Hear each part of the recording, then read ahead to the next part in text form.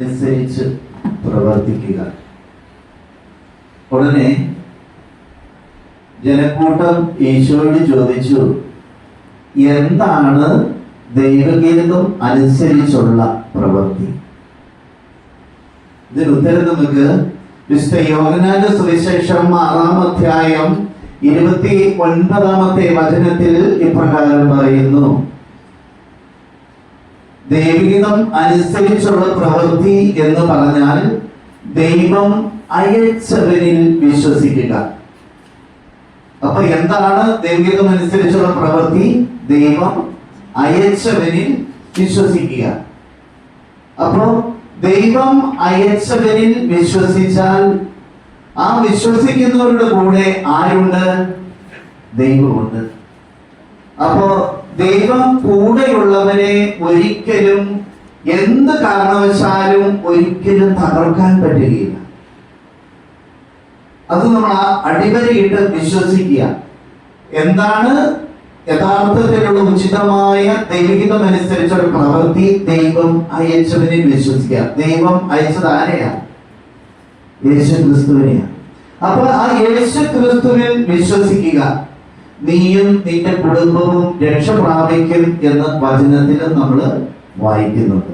അപ്പോ ഒരു കാര്യം ഓർക്കുക, യേശു കൂടെ ഉണ്ടെങ്കിലും നമ്മുടെ ജീവിതത്തിലേക്ക് പ്രശ്നങ്ങളും പ്രതിസന്ധികളും സങ്കീർണതകളും എല്ലാം ഉണ്ടാകും. രോഗമുണ്ടായേക്കാം, കഷ്ടപ്പാടുകൾ ഉണ്ടായേക്കാം, ദുരിതങ്ങൾ ഉണ്ടായേക്കാം, കുടുംബ തകർച്ച ഉണ്ടായേക്കാം, സാമ്പത്തിക ബാധ്യതകൾ ഉണ്ടായേക്കാം, തകർച്ചകൾ ഉണ്ടായേക്കാം, മറ്റുള്ളവർ നമ്മളെ കുറ്റപ്പെടുത്തി എന്ന് വരാം, എല്ലാവരും നമ്മളെ ഉപേക്ഷിച്ചു പോകുന്ന ഒരവസ്ഥ വന്നേക്കാം, എല്ലാവരും വെറുക്കപ്പെടുന്ന ഒരവസ്ഥ വന്നേക്കാം. ഇതൊക്കെ വന്നേക്കാം. പക്ഷേ തന്നിൽ അയച്ചവനെ വിശ്വസിച്ച് വചനത്തിന്റെ ബലം കൊണ്ട്, ആത്മാവിന്റെ സാന്നിധ്യം കൊണ്ട് മുമ്പോട്ട് പോയാല് ഇന്നത്തെ ഈ പ്രശ്നങ്ങളെല്ലാം, പ്രതിസന്ധികളെല്ലാം നാളത്തെ മതിരിക്കുന്ന ഓർമ്മകളും അനുഭവങ്ങളുമായി മാറുമെന്നുള്ള സത്യം നമ്മൾ മറക്കരുത്. അങ്ങനെ പോയില്ല എങ്കിൽ എന്താ സംഭവിക്കുക?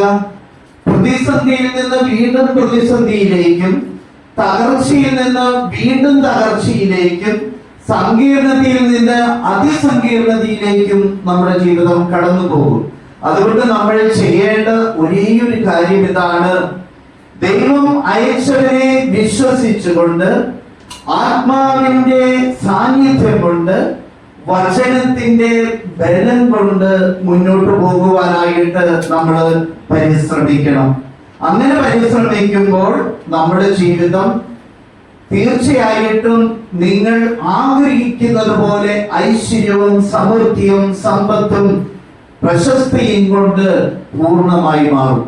അതിന് വ്യക്തമായ ഒരു ഉദാഹരണമാണ് ജോബിന്റെ ജീവിതം. അച്ഛൻ വചനം നമ്മളുമായിട്ട് നമ്മളെ കൊണ്ട് പ്രാർത്ഥിപ്പിച്ച വചനം പങ്കുവെച്ചപ്പോൾ, ശുശ്രൂഷ ചെയ്തപ്പോൾ അച്ഛൻ പറഞ്ഞു, ജോബിന്റെ ജീവിതത്തിലേക്ക് നോക്കുക. ഞാനും നിങ്ങളെ ജോബിന്റെ ജീവിതത്തിലേക്ക് ക്ഷണിക്കുകയാണ്. നമുക്കറിയാം, വചനം വ്യക്തമായി സാക്ഷ്യപ്പെടുത്തുന്നുണ്ട്, ജോബ് എങ്ങനെയുള്ളവനായിരുന്നു? നീതിമാനായിരുന്നു. വീണ്ടും അതേ വചനത്തിൽ തന്നെ നമ്മൾ വായിക്കുന്നുണ്ട്, ജോബ് ദൈവത്തിന്റെ വിശ്വസ്തനായിരുന്നു. അപ്പം ജോബ് നീതിമാനായിരുന്നു, ദൈവത്തിന്റെ വിശ്വസ്തനായിരുന്നു. എങ്കിലും ജോബിന്റെ ജീവിതത്തിലേക്ക് സഹനങ്ങൾ കടന്നു വരിക. ജോബിനോട് കൂടിയായിരുന്നു ദൈവത്തിന്റെ കരം. പക്ഷേ അവിടെയും ജോബ് പിശാചിനാൽ പരീക്ഷിക്കപ്പെടുവാനായിട്ട് തമ്പുരാൻ വിട്ടുകൊടുക്കുകയാണ്. ആദ്യം അവന്റെ സമ്പത്ത് നീക്കിക്കളയുന്നു, സന്താനങ്ങളെ നീക്കിക്കളയുന്നു. അങ്ങനെ അവന്റെ ജീവിതത്തിൽ എന്തെല്ലാം ദൈവം കൊടുത്തോ അതെല്ലാം ഓരോന്നായിട്ട് എടുത്തെടുത്ത് മാറ്റുകയാണ്. അങ്ങനെ മാറ്റപ്പെടുന്ന അവസരത്തില് ജോബിനോട് സ്വന്തം ഭാര്യയും സ്നേഹിതന്മാരും അയൽപക്കക്കാരും എല്ലാം പറയുന്നുണ്ട്, നീ ദൈവത്തെ തള്ളി പറയുക, അല്ലെങ്കിൽ നീ ഉറപ്പായിട്ടും നിന്റെ ജീവിതത്തിൽ നീ പാപം ചെയ്തിട്ടുണ്ട്, അതുകൊണ്ടാണ് നിനക്ക് ഇങ്ങനെയുള്ള നാശം സംഭവിച്ചത് എന്ന്. പക്ഷെ അന്നോരും ജോബ് പറയുന്നുണ്ട്, ഞാൻ നീതിമാനാണ്, ഞാൻ ഒരു തെറ്റും ചെയ്തിട്ടില്ല, ഒരു പോരായ്മയും ഞാൻ കാണിച്ചിട്ടില്ല. അവിടെയും ജോബ് ഇത് ഏറ്റു പറയുമ്പോഴും